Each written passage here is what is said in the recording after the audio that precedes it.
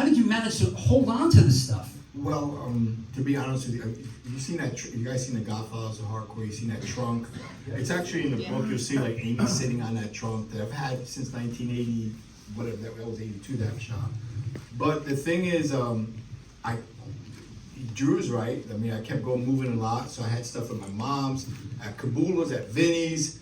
I mean, we had to put stuff somewhere. We're still living in a van. We still had to go take showers at Vinnie's house. It's true. That's where I showered all the time. And when the winter came, we had to find a place to get in, which is a little bit warmer than your abandoned buildings here and there.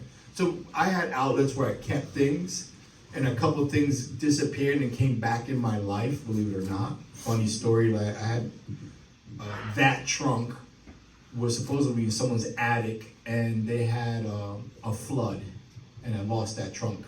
It's in the attic, keep in mind. So I'm like, okay, whatever. 20 years later, oh, I found that trunk. I thought you said you lost. I thought it was in a flood. You lost it. No, I found it. They just didn't want to give it to me. I'm not going to go any further than that in the story. But in that trunk were all the acetates, the reels, and stuff that was of United Blood. Like you'll get to see the stampers, like stuff that was meant a lot to me that I thought lost in a flood in an attic of a third floor house. Yeah, some flood, right? Noah's Ark over here. But I just didn't want to argue. That's how I live my life, whatever. But I'm glad I got it all. So that's how I kept things in different places. And then when I got it on to Arizona, I've been in Arizona 18 years now, I started gathering stuff, and I had a lot more than just AF stuff. And I remember we talking about for years, like you and I, flyers. Who's got you would methodically, meticulously track down, like, I don't have a flyer for this show, and you would just fucking track it down. To this date, this book is basically based on everything in my collection. There's maybe one or two, three things that it's not, unfortunately, but I hope I do come across it.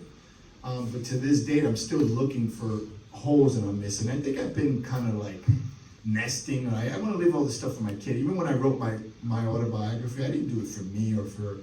I'm a very personal, kind of quiet guy. This guy is the guy that talks to everybody and everything. It's not me. I know that. But it was weird to write that book. But I did that for my kids. I did it for my kids so they could have something to talk to their kids about. I don't understand the value of that. So that's why I've been doing this, the same thing, and why I'm trying to get as much AF stuff so to leave to them.